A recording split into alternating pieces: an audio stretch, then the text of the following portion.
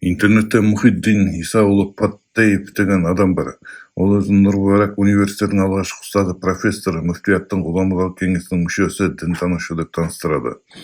Интернетте көптөгөн лекциялар бар. Солардын кейбирин тыңдап, осы адамдын надандыгына, дүмшөлүгүнө таң калгам бирнече ирет. Мына Куранды окуган адам ба эле, окумаган ба деп. Бирок да жасын сылап кателиктерине токтолмаган эдим. Энди тыңдап отурсам, динден көп эчтене сезбей о дүйнөгө кететін адамдардын бири экенин, элементарный нерселерде надандыгын уга алмаган адам экенин уктум. Onun сөздөрүн осы видеомдун соңунда дәлел ретинде келтирдим. Көптөгөн хадистерде айтылгандай, эгер кимде-ким Аллах үчүн чечим кабылдаса, онун тозактык болотуну белгилүү. Мухиддин сонун бири болгусу келип, Аллахтан бурун Аллахтын ордуна чечим кабылдап отурма деп калдым. Аллах Куранда мен сендерди күлдүрөмүн жана жылатамын дейди. Орусча он заставляет смеяться и плакать дейди. 53-сүрөнүн 43-аяты.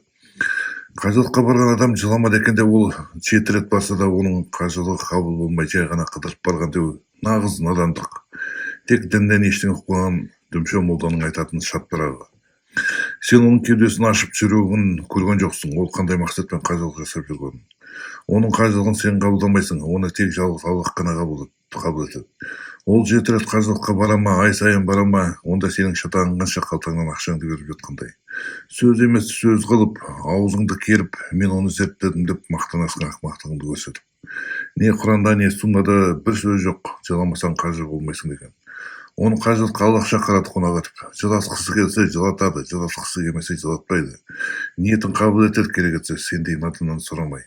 Сондуктан Мухиддин сыяктуу надан дүмшө молдолордон сак болуңдар. Ит жокта шошкар өдө деген. Мынандай устаздардан Кудай сактасын.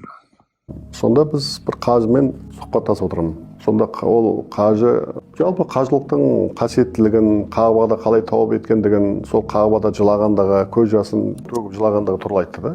Сонда қасындағы бір жігіт, мен 7 жылдан бері осы қажылыққа келем, тауып та жасаймын, Мәдинаға да барам, бірақ сен сияқты жылаған емеспін деді.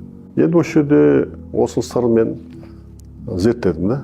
Бұл неде деп. Сонда ол сол жердің қасиетін, мәнін ішіне үңіліп келіп отыр да. Ал әлгі екінші жыламаған адам ол тек қана бір жай әшейін, бір кәсіп ретінде, бір жай әшейін, бір информация ретінде, бір таныстыру ретінде келіп жүрген адам да. Екеуінің айырмашылығы аспан мен жер дейді.